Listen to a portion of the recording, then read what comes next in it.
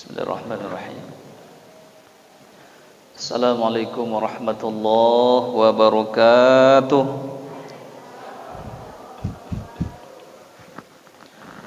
Alhamdulillahi rabbil alamin. Wa bihi nasta'inu ala umuri dunya waddin. Wassalatu wassalamu ala asrafil anbiya wal mursalin wa ala alihi wa sahbihi rasulillahi ajma'in.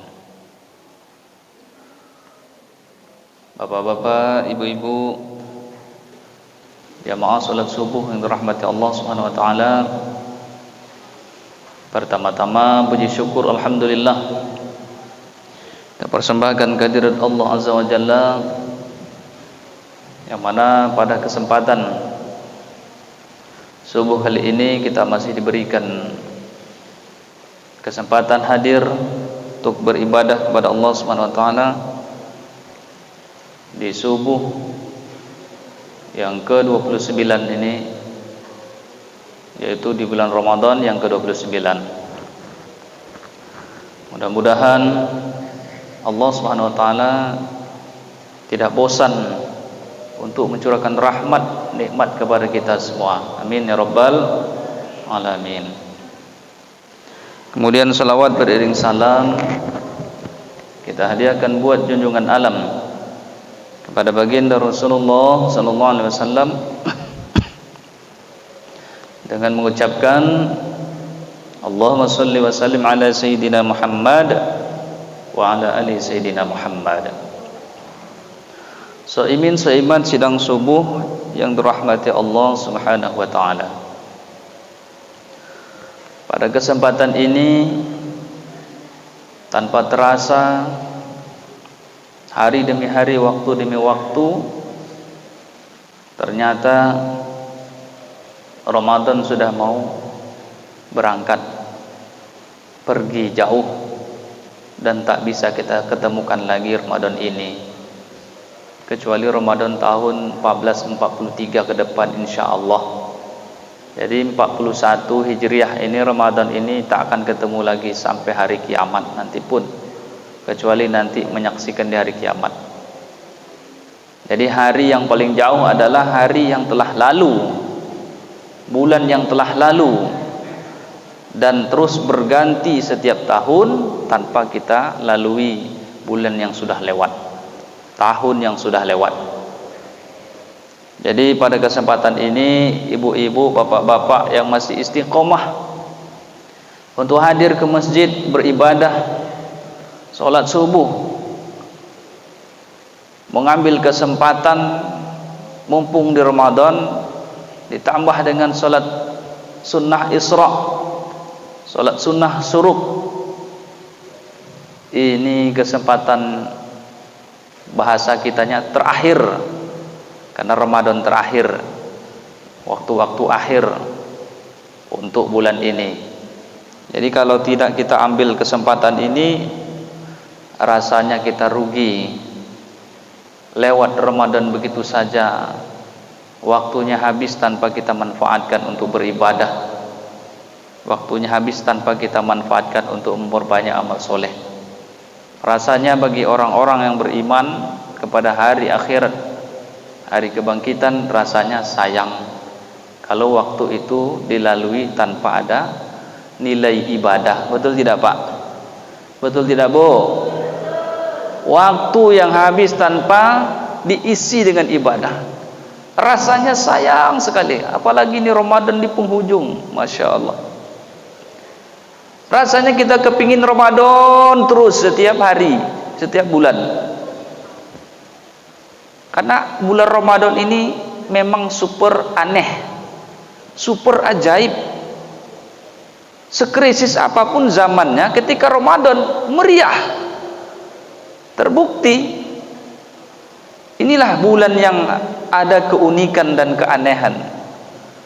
Seperti apapun keadaan kita Pak Bu, krisis ekonomi, anjlok, merosot, masuk Ramadan, sepertinya krisis itu tidak kelihatan. Yang kelihatan adalah meriah, serba cukup, serba ada.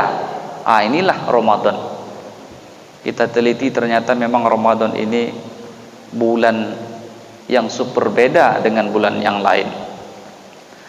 Bapak Ibu jemaah yang dimuliakan Allah Subhanahu wa taala, para sahabat di akhir Ramadan ini mereka mulai menangisan, mulai tangis menangis. Kenapa? Karena Ramadan sebentar lagi akan pergi. Lau ta'lamu ummati ma fi Ramadan la tamannau an takuna sanatu kulluha Ramadan. Begitu kata Rasulullah. Andai kata umatku mengetahui apa yang terkandung di bulan suci Ramadan, maka ia akan meminta Ramadan terus menerus. Tak ada bulan Syawal, Dzulhijjah, Dzulqa'dah, tak ada. Begitulah andai kata kita tahu rahasia di bulan Ramadan ini. Maka ini bulan Ramadan ini begitu aneh dan unik saya sampaikan tadi. Kenapa? Karena itu tadi Allah bedakan, Allah berkahi, Allah berikan keberkahan yang amat banyak di bulan Ramadan dibandingkan bulan yang lain. Keadaan krisis ekonomi anjlok, merosot, tapi di bulan Ramadan tetap Allah berkahi. Di bulan Ramadan tetap Allah berikan kemakmuran dan keberkahan. Inilah rahasia di antaranya, rahasia Ramadan. Mengapa andai kata engkau tahu di bulan suci Ramadan itu apa yang terkandung dalam bulan suci Ramadan itu, engkau akan meminta bulan suci Ramadan terus menerus tanpa ada bulan yang lain. Begitu kata Rasulullah SAW. Bapak Ibu jemaah yang dimuliakan Allah Subhanahu wa taala, kajian kita yaitu mengenai tentang ahli surga. Ahli surga ini rasanya kita perlu tahu juga seperti apa kriteria ahli surga. Jadi dalam satu hadis menyebutkan di dalam kitab Nashaul Ibadah, Nashaul Ibad. Jadi bukunya Nashaul Ibad ini nasihat-nasihat untuk hamba Allah, nasihat-nasihat isinya. Jadi dalam buku itu menyebutkan bahwa Rasulullah SAW mengatakan mengenai tentang sosok ciri ahli surga. Ahlul jannati kullu haynin lainin sahlin talqin. Kata Rasulullah SAW, ahli surga itu setiap orang yang kullu haynin, yaitu setiap orang yang rendah hati. Ciri ahli surga, ciri hamba Allah yang disebut sebagai orang yang ahli surga, itu cirinya yang pertama adalah orangnya, setiap orang yang rendah hati. Kajian kita kemarin kita bahas kajian rendah hati, tawaduk dan sombong. Jadi setiap orang yang rendah hati itu termasuk ciri ahli surga kata Rasulullah. Yang mana orang yang rendah hati itu?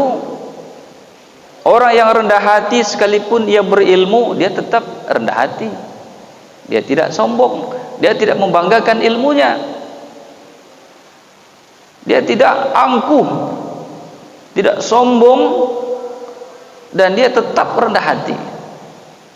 Ini ciri-ciri orang yang alim tapi rendah hati. Tidak perlu kita sombong. Ilmu titipan dari Allah Subhanahu wa ta'ala.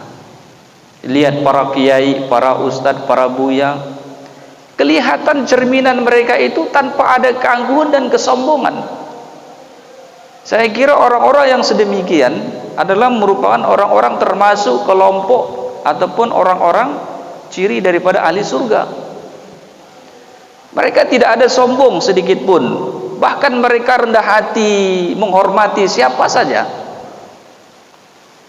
Kalau kita bertemu dengan ulama-ulama besar, kita kira nanti gimana ya kalau ketemu dengan ulama ini, dengan ulama ini, kiai ini, ustaz ini, buya ini. Ketika kita ngomong dengan mereka, Masya Allah, akhlaknya, kelembutannya, saya kira nanti tak gimana ngomong sama buya ini.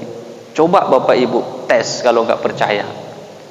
Nampaknya kita segan sekali, tapi ketika kita jumpa dengan dia, berbicara, berkomunikasi, ternyata luar biasa.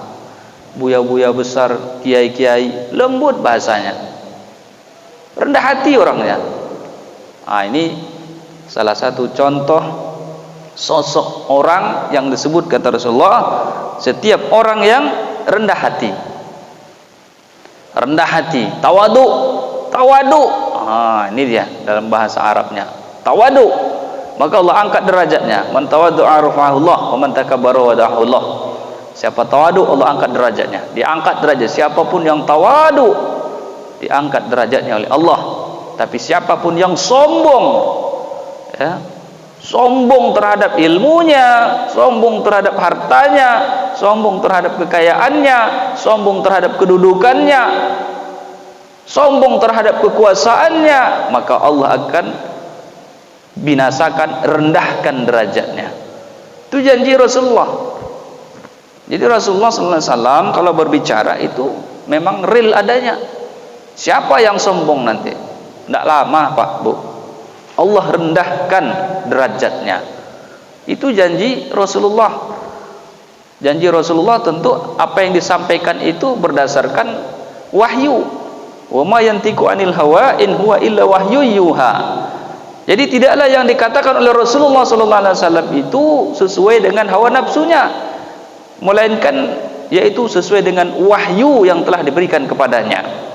Jadi hadis Rasulullah sallallahu alaihi wasallam itu adalah merupakan wahyu dari Allah Subhanahu wa taala.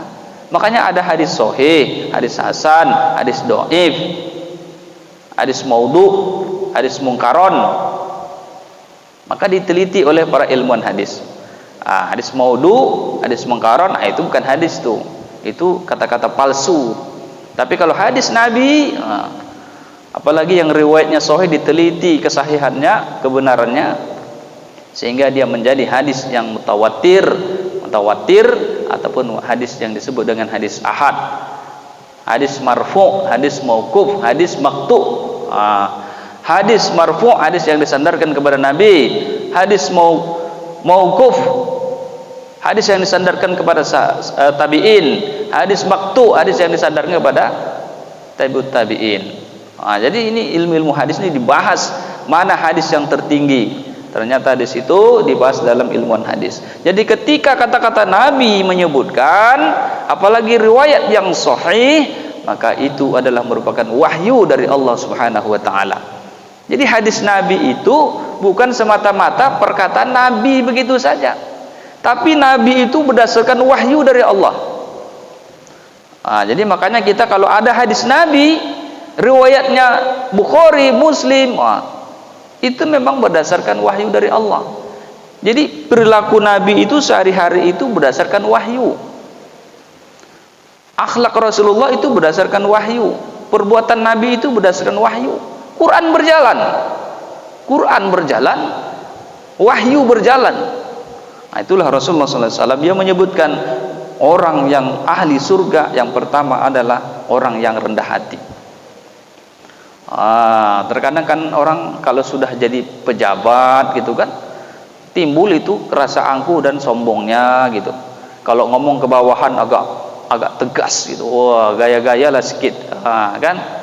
Ya Pak, ya Bu. Kalau jadi bagian atasan, nanti gayanya begini pula, setelan apanya begini pula. Timbul rasa kesombongan. Padahal ketika dia tawadu, Allah akan angkat derajatnya. Bahkan orang akan segan dengan ketawaduannya, bukan segan karena kemarahan dan emosionalnya kepada bawahan, tapi segan karena tawadunya.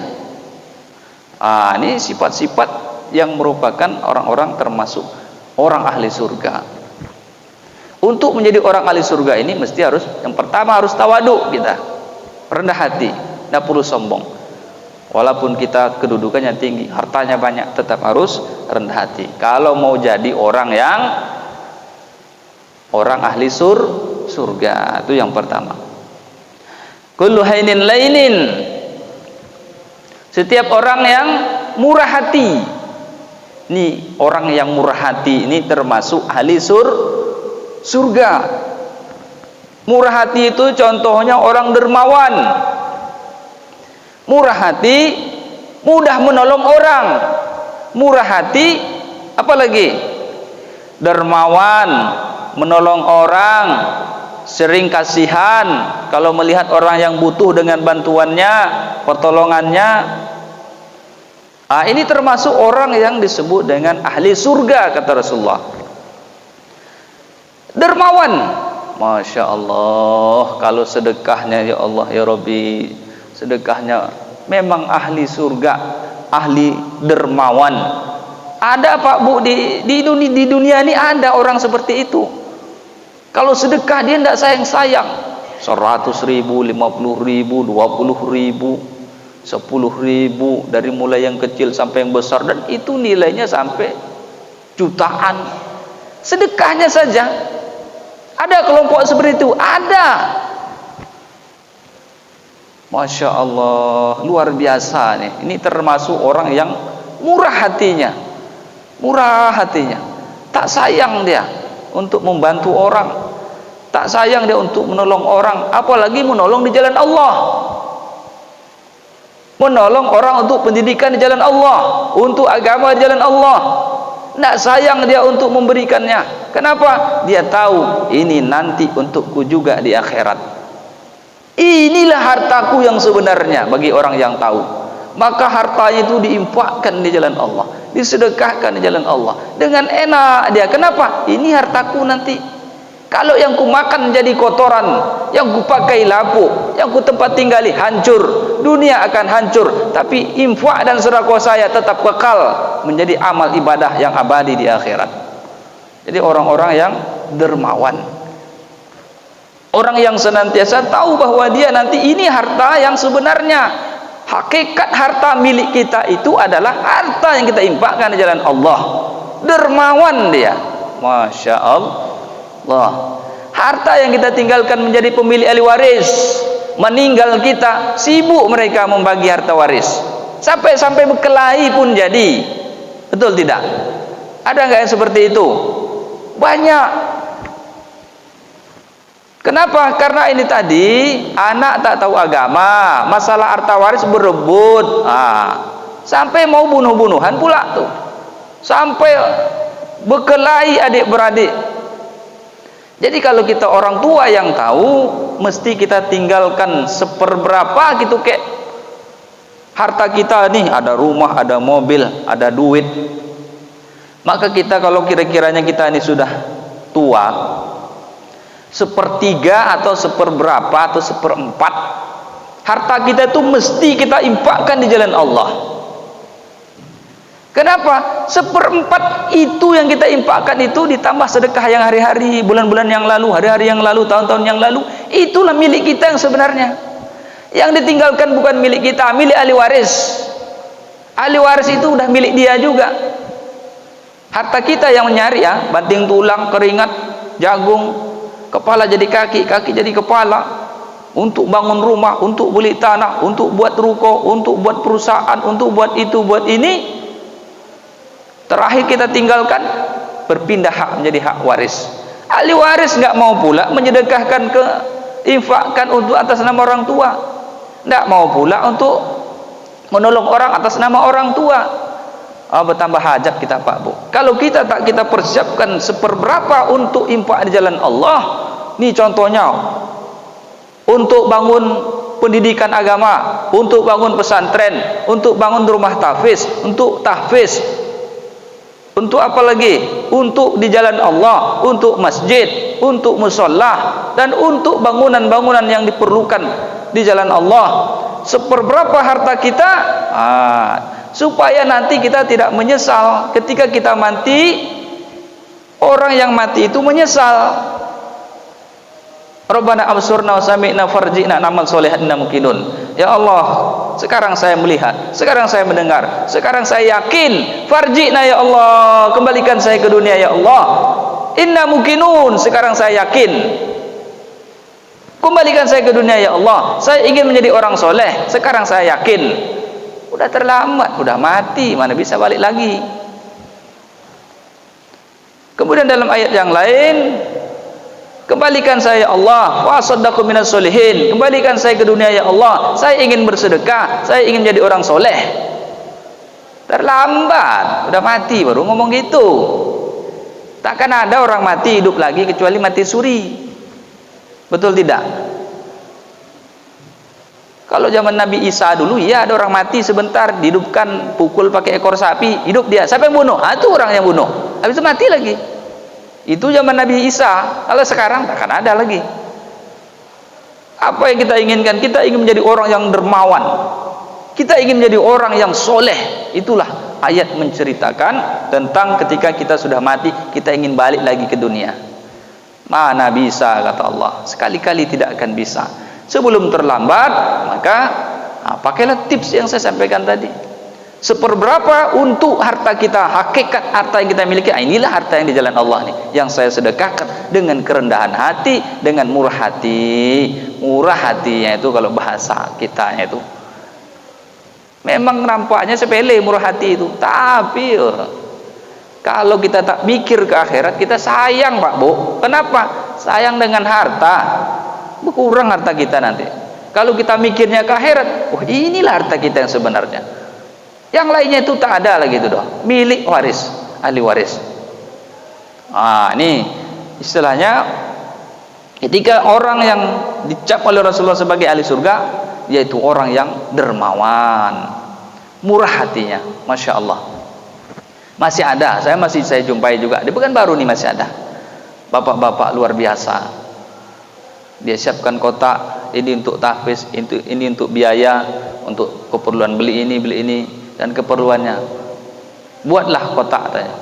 Masya Allah, enggak lama Pak Bu, hanya beberapa bulan, penuh kotaknya. Masya Allah. Dan nilainya luar biasa. Wah, dapatlah nanti untuk THR, saya kira. Dapatlah nanti untuk sedikit-sedikit THR. Tapi saya kira biarlah THR nanti. Yang penting proses pendidikan jalan. Kalau saya begitu, nantilah THR untuk saya. Yang penting pendidikan ke depan, apa yang dibutuhkan bisa lancar. Kemudian kelompok atau orang yang berikutnya, kullu hainin lainin sahlin, yaitu setiap orang yang wajahnya berseri-seri. Kok wajah berseri-seri? Maksudnya gimana? Wajah berseri-seri ternyata yaitu orang yang suka memaafkan, orang yang suka ramah tamah, orang yang senantiasa suka tegur sapa, tidak menanam rasa dendam, tidak menanam rasa emosi berpanjangan. Wajahnya berseri-seri. Iko kalau awak ada masalah kok, wajahku ada berapa macam? Wajah lima purut, wajah lima manis, wajah lima asam. Jadi ada macam-macam wajah kita nih kalau ada masalah, betul tidak? Kalau lima purut, itu mengkerut aja kalau kita jumpa. Kalau kita jumpa wajahnya tidak enak dipandang. Kenapa? Ada masalah. Wajahnya bisa berseri-seri, tidak mau memaafkan. Coba kalau dia maafkan, biasa aja, enak dipandang. Aku namanya wajah lima purut. Ada risiko Pak Bu? Tidak ada doh. Siko tidak ada lima purut, lima manis yang ada. Ya Pak ya. Wajah lima purut. Kenapa tak mudah memaafkan? Wajahnya pasti sulit juga untuk berseri-seri. Ini orang yang wajahnya berseri-seri. Wajah limo asam. Kalau limo asam kok macam limo asam tuh macam jeruk nipis, wajahnya biasa, tapi dalamnya asam, pahit. Ada macam itu, manis di wajah, pahit di hati. Siko tak ada doh, ya Bu? Tak ada doh siko doh. Ini orang-orang yang tidak bisa memaafkan limo purui sama limo asam. Dan ketiga yaitu wajah limo manis. Lama dipandang, manis rasanya. Luar dalam lama dipandang, luar dalam enak dilihat. Luarnya bentuknya enak dipandang, dalamnya rasanya manis. Itulah dia namanya limau manis. Kenapa? Dia mudah memaafkan orang, dan dia suka tegur sapa, dan dia ramah kepada orang, dan tidak sombong. Kadang orang, Pak, diam aja. Ada nggak orang kayak gitu? Ditegur, Pak, Bu. Memang udah karakternya, gayanya seperti itu. Tidak bisa dia menjadi orang yang remah tamah. Mudaratun nasi shadaqah, kata Rasulullah. Sikap ramah tamah terhadap sesama manusia adalah sedekah. Tabassumuka fi wajhi ahika laka shadaqah. Senyum kepada tetanggamu, kepada orang lain, kepada wajah orang lain, sedekah, kata Rasulullah. Jadi senyum. Tidak bisa kita sedekah duit. Tidak bisa sedekah duit. Sedekah tenaga, tidak bisa sedekah tenaga. Sedekah senyum, tidak bisa juga sedekah senyum. Mati aja lah. Senyum aja tak bisa. Senyum sedekah, pahala. Rasulullah ajarkan senyum kepada saudaramu itu sedekah, jadi pahala. Ini sikap ramah tamah, sikap tegur sapa, itu termasuk kelompok ataupun disebut orang yang ahli surga. Masya Allah. Kalau mau jadi ahli surga ini sebenarnya nggak susah-susah, cuman harus berlatih. Terpasang ngaca dulu, senyum sendiri, ya kan? Gimana, enak nggak senyum begini? Rupanya senyum begini ini mengkerut. Berubah. Gimana cara senyum? Tapi jangan senyum sendiri. Gila dikira orang nanti. Senyum kepada orang lain. Iko ndak sekali senyum sepanjang jalan. Aku ngapa kok senyum surang loh. Belajar, rupanya belajar senyum. Karena tak biasa senyum. Ada Bu wajah seperti itu? Ada. Memang tak bisa senyum. Tak bisa sedekah dengan senyum. Maka harus berlatih. Karena diajarkan oleh Rasulullah SAW, senyum adalah ibadah. Wajah berseri-seri ibadah. Iko wajah berkerut, ya kan, ditambah masalah. Pokok asal awak mencalik mukanya, tak enak dipandang doh, tak enak dicalik doh. Kenapa? Tak bisa berseri-seri wajahnya. Wajahnya wajah sinis. Kalau jumpa awak dan ninyo, rasanya malas awak bertatap muka. Kenapa? Tak bisa wajah berseri-seri.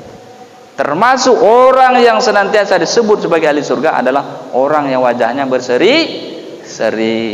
Bapak Ibu jemaah yang dimuliakan Allah Subhanahu wa taala, itulah kajian kita, diantaranya kelompok ataupun disebut orang ahli surga itu, yaitu orang yang murah hati, rendah hati, murah hati, kemudian wajahnya berseri-seri. Itulah diantaranya kajian kita. Mudah-mudahan menambah ilmu dan pengetahuan bagi kita, dan akhirnya kita tutup dengan melafazkan hamdalah, alhamdulillahirabbil alamin, subhanakallahumma wa bihamdika asyhadu an la ilaha illa anta astaghfiruka wa atubu ilaik. Wassalamualaikum warahmatullahi wabarakatuh.